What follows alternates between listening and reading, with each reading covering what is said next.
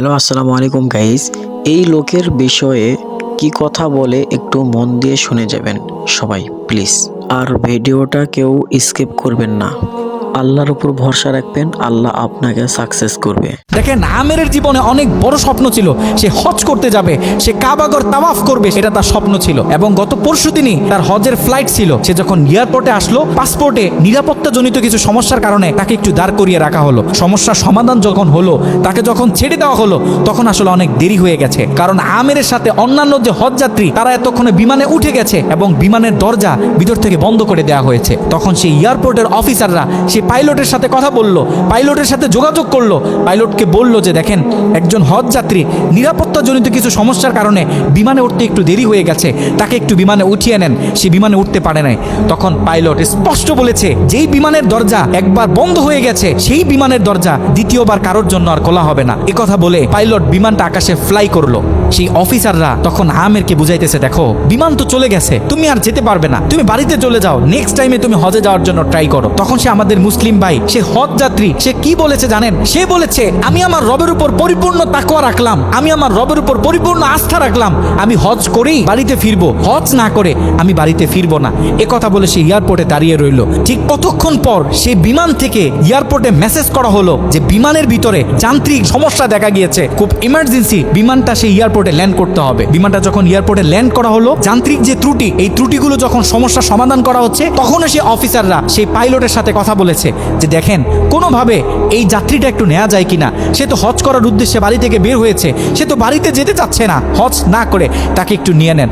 তখনও সে পাইলট বলেছে যে না, এই বিমান একবার দরজা বন্ধ হয়েছে, সৌদিতে যাওয়ার আগে এই বিমানের দরজা দ্বিতীয়বার কারোর জন্য আর খোলা হবে না। কথা বলে সে পাইলট আবারও বিমানটা আকাশে ফ্লাই করালো। তখনও সে অফিসাররা আমেরকে গিয়ে বোঝাচ্ছে, দেখেন মনে কষ্ট পাইয়েন না, এরকম মাঝে মাঝে হয়, আপনি বাড়িতে চলে যান। যেহেতু হজের নিয়ত করেছেন, আপনার একিনটা যেহেতু সলিড, আপনি যেহেতু একেবারে সহি নিয়ত করেছেন, অবশ্যই আল্লাহ পাক আপনাকে হজ করতে দিবে। আমের তখনও বলতেছে, আমার রবের উপর আমার পূর্ণ আস্থা আছে, আমি তো আমার রবকে চিনি, সে আমাকে হতাশ করবে না, সে আমার মনের আশা রাখবে, আমি হজ করেই বাড়িতে ফিরবো।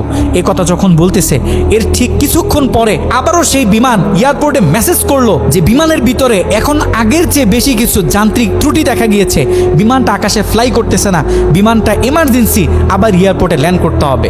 বিমানটা যখন এয়ারপোর্টে ল্যান্ড করলো, তখন সে পাইলট নিজে বিমান থেকে নেমে সে অফিসারদেরকে বলতেছে, সেই হজ যাত্রী কই, যাকে ছাড়া আমরা মক্কার উদ্দেশ্যে রওনা দিলাম, তাকে আমার হাতে তুলে দেন। আমি যতটুকু বুঝতেছি, তাকে ছাড়া এই বিমান যতবারই আমরা আকাশে ফ্লাই করব, মক্কার উদ্দেশ্যে রওনা হব, আমার মনে হয় না যে এই বিমান স্বাভাবিকভাবে মক্কাতে গিয়ে পৌঁছাবে। তখন সে পাইলট সে আমেরের হাত ধরে নিজে নিয়ে সে বিমানের ভিতরে বসিয়ে দিল। দেখেন, আল্লাহ পাক তো স্পষ্ট বলতেছে, ওয়ামাই ইয়াতাওয়াক্কাল আলাল্লাহি ফাহুয়া হাসবুহ, যে আমি আল্লাহর উপর তাওয়াক্কুল করবে, তার জন্য আমি যথেষ্ট, পৃথিবীর কাউকে তার দরকার হবে না। আল্লাহ পাক আপনাকে বলতেছে, আল্লাহ পাক আপনাকেই বলতেছে, যখন আপনি বিপদে পড়বেন, যখন কোনো বালা মুসিবতে পড়বেন, আল্লাহর উপর তাওয়াক্কুল করেন। আল্লাহ পাক বলে, whatever you have spent for Allah, Allah is yours increase well. যখন আপনি আল্লাহর উপর সম্পূর্ণ তাকওয়া করবেন, যা কিছু হয়ে যাক, যত বড় বিপদ হোক, যখন আপনি আল্লাহর উপর তাওয়াক্কুল করবেন, তখন আল্লাহ পাকের পক্ষ থেকে আপনার উপর যে বারাকা, যে ব্লেসিংগুলো আছে, এগুলো তখন আল্লাহ পাক বাড়িয়ে দিবে। আল্লাহ পাক পবিত্র কোরআনুল কারিমে অন্য আরেকটা আয়াতে বলে, বান্দা জীবনে অনেক গুনাহ করছো, জীবনে অনেক বিপদ আসবে, অনেক বালা মুসিবত আসবে, খবরদার বিপদের শেষ প্রান্তে গিয়েও যখন দাঁড়াবে, লা তাকনাতু মির রাহমাতিল্লাহ, খবরদার কখনো তুমি আমার রহমত থেকে নৈরাশ হবে না। এ কারণে আমাদের জীবনে অনেক বালা মুসিবত আসবে, আপস এন্ড ডাউন জীবনে থাকবে, সব সময় যেন আমরা আল্লাহর উপর তাওয়াক্কুল করি।